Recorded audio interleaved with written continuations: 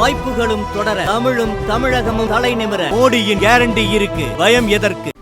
மாநில அரசுகள் விருப்பப்பட்டால் நீட் தேர்வை நடத்தி கொள்ளலாம் என்று தேர்தல் வாக்குறுதி அளித்துள்ள காங்கிரசால் நீட் தேர்வு இல்லை என்று சொல்ல முடியுமா என பாஜக செயற்குழு உறுப்பினர் குஷ்பு சவால் விடுத்துள்ளார்.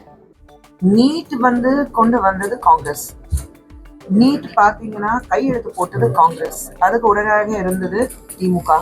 இப்போ நாங்க இதுக்கு சம்பந்தமே இல்ல, இதுக்கு எதிர்ப்பு தெரிய வைக்கிறோம். திமுக காங்கிரஸ் ரெண்டு பேரும் சேர்ந்து பேசுறது தவறான விஷயம்.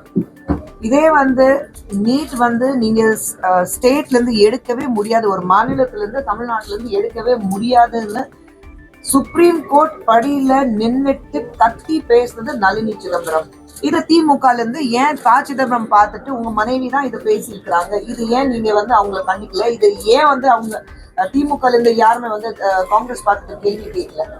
இப்போ நீங்க விருப்பப்பட்டா ஏன் காங்கிரஸ் தானே கையெழுத்து போட்டாங்க. நீட் இருக்காதுன்னா சொல்லுங்களேன்.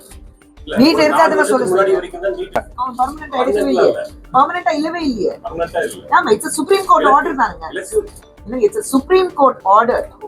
நீட் ஒரு ஆக்ட் இருக்கும்போது it's supreme court order. Supreme court order எப்படி நீங்க மாத்த முடியும்? சுப்ரீம் கோர்ட் ஆர்டர் மாத்துறதுக்கு அதான் சொல்றேன். சுப்ரீம் கோர்ட் லாயரே உங்க நளினி சிதம்பரம் தானே. சுப்ரீம் கோர்ட் வாசல்ல தானே அவங்க பேசினாங்க. சோ இது கேள்வி காங்கிரஸ்காரங்க பார்த்துட்டு திமுக நேரம் காங்கிரஸ் பார்த்து தான் கேட்கணும். ஒருத்தர் பார்த்துட்டு அவங்க கேள்வி கேட்கணும். நீதான் பண்ண அவங்க தான் தலை பிடிச்சிட்டு சண்டை போட்டுக்கிறோம்.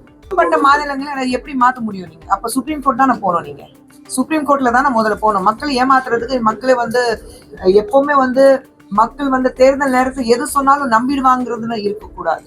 இந்த அறிக்கை தேசிய அளவில் இந்த கல்விக் கொள்கையில் ஒரு குழப்பத்தை உண்டாக்கணும். ஒரு மாநிலத்துல நீட் இருக்கும், இன்னொரு மாநிலத்துல நீட் இருக்கும். குழப்பத்தை உண்டாக்குறதுக்கான வழிதானே இது வரைக்கும் பண்ணிட்டு இருந்தாங்க.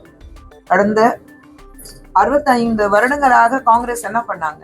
மக்களை திசை திருப்புறதுக்காக தான் நல்லா இருக்கணுங்கிறதுக்காக நாடு எப்படி வேணாலும் போகட்டும் அப்படிதானே பண்ணிட்டு இருந்தாங்க.